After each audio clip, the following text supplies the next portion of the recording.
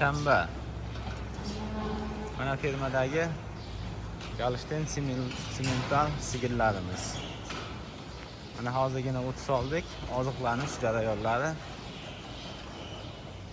Ularni sizlarga videolarni qilib o'tamiz.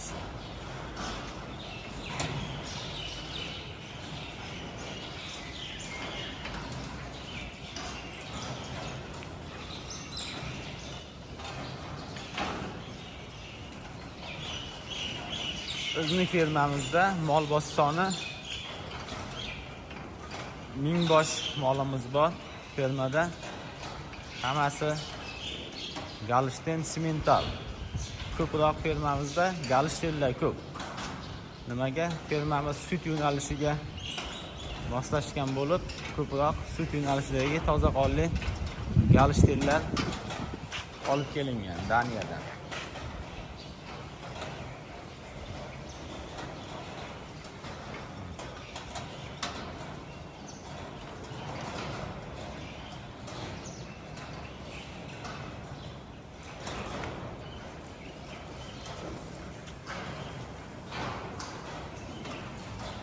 Mollarimiz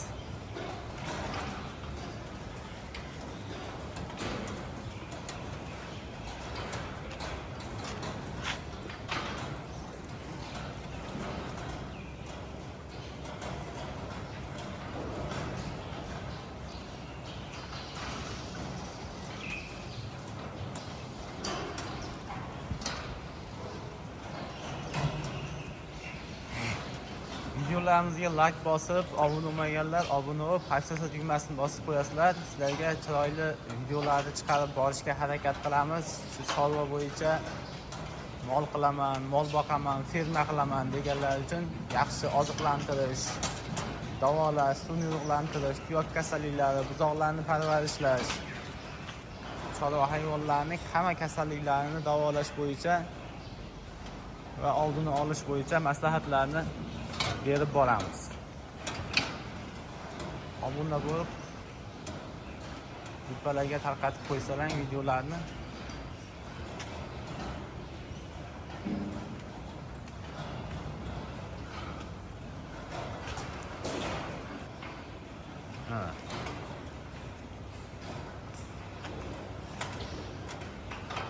Ular mollarimiz hozirgina obed sog'indan chiqishdi. Bizda fermada mollar 3 mahal sog'iladi. Sababi Galishtenlar ko'p bergani uchun 3 mahal sog'ilishi kerak.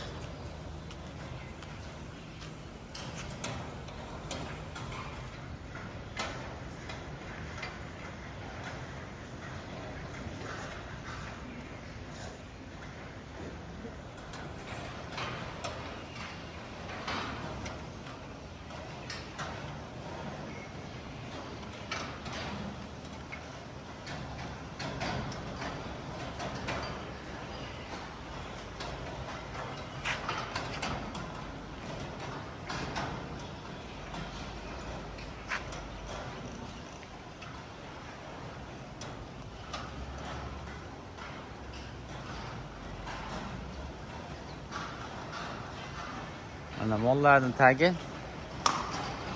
mana top toza. Sababi mana bu sepimiz bor, mana skreper tagini tortadi. Mana bu mana yotoq joylari mollarimiz. Qashibga yotishadi.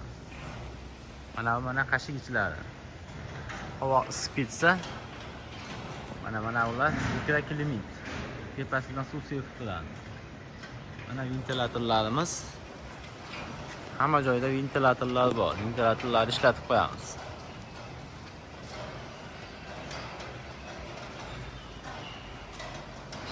Sizlarga har kuni chiroyli va qiziqarli, foydasi tegadigan videolarni chiqarib borishga harakat qilamiz. Keyin naslli mollar boqaman, olaman videolar bo'lsa ham telefon qilib olasizlar. Toza qonli Galishten, simental xunojillar so'raganlarga olib kelib beramiz.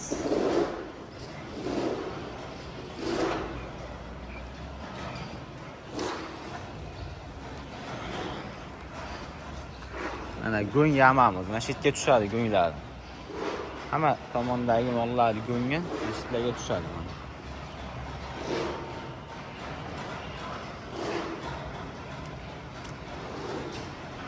Mana mollarimiz. Hammasi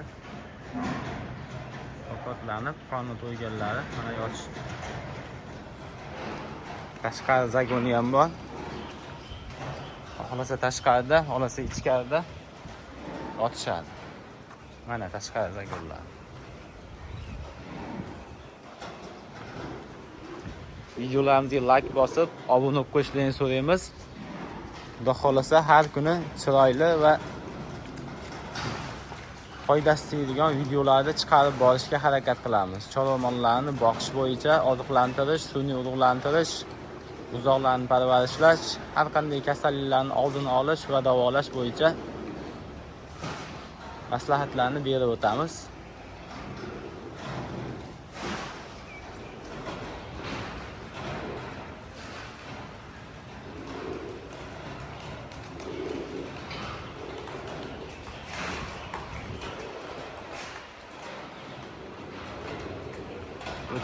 O'tkazgan vaqtlaring uchun